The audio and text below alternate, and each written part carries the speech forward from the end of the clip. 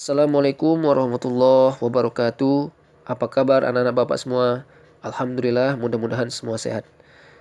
Semoga yang hari ini sakit, Allah sembuhkan sakitnya. Dan anak-anak Bapak yang sehat, semoga selalu bersyukur kepada Allah dengan cara menjaga kebersihan, menjaga kesehatan, banyak minum air putih, dan makan makanan yang sehat. Anak Bapak yang Bapak cintai karena Allah.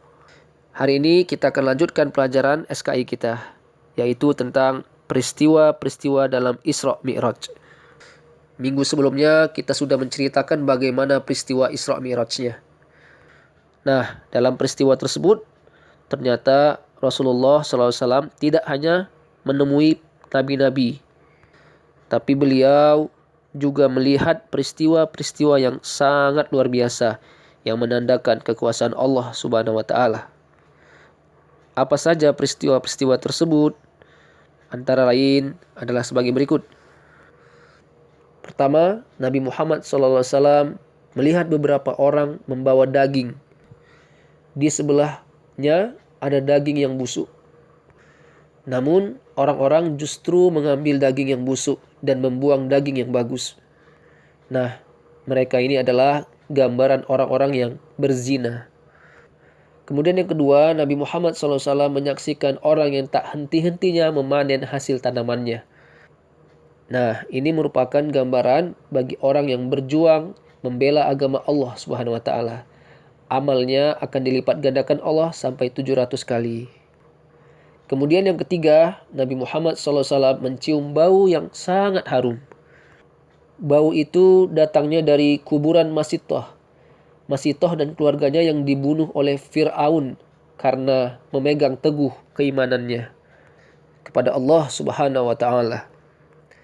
Kemudian yang selanjutnya, Nabi Muhammad SAW diperlihatkan orang yang perutnya sangat besar sehingga sulit untuk berjalan. Nah, ini merupakan gambaran dan hukuman bagi orang yang suka memakan riba. Selanjutnya, Nabi Muhammad SAW diperlihatkan orang yang memotong lidahnya sendiri. Setelah terpotong, kemudian lidahnya tumbuh kembali, tersambung kembali. Begitu seterusnya berulang-ulang dilakukan, memotong lidahnya sendiri. Nah, ini adalah gambaran hukuman bagi orang yang suka berbohong, berdusta, dan membicarakan keburukan orang lain. Selanjutnya anak Bapak, Nabi juga diperlihatkan wajah malaikat penjaga neraka.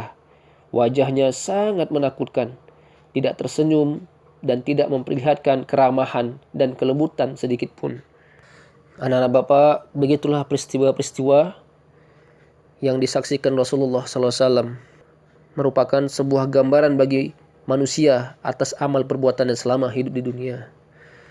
Nah, selanjutnya, selain peristiwa-peristiwa tersebut, ada sesuatu yang lebih utama yang diterima oleh Nabi Muhammad SAW. Apa saja itu? Yang pertama, dalam melakukan Isra Mi'raj, Rasulullah ditemani oleh Malaikat Jibril. Nah, namun ketika sudah sampai ke Sidratul Muntaha, Rasul pergi sendiri, naik sendiri ke langit untuk berjumpa Allah. Nah, saat itulah Rasul tidak ditemani lagi oleh Malaikat Jibril. Masih ingatkah anak-anak Bapak semua? Saat itu Rasulullah menerima perintah sholat ya. Menjadi 5 waktu sehari semalam. Setelah menerima perintah tersebut, mereka pun balik ke Mekah. Masya Allah ya, dalam satu malam bisa kembali ke Mekah. Ini merupakan kuasa Allah Subhanahu wa Ta'ala.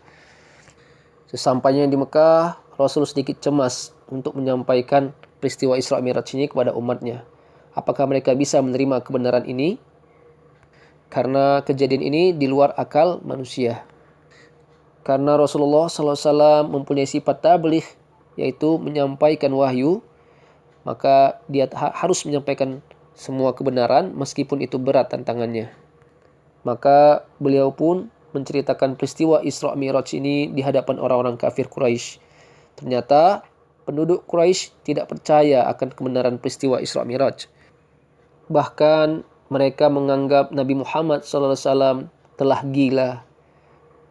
Na'udzubillahi min zalik. Pada kondisi seperti itu, Abu Bakar datang dan dia langsung membesarkan hati Nabi Muhammad.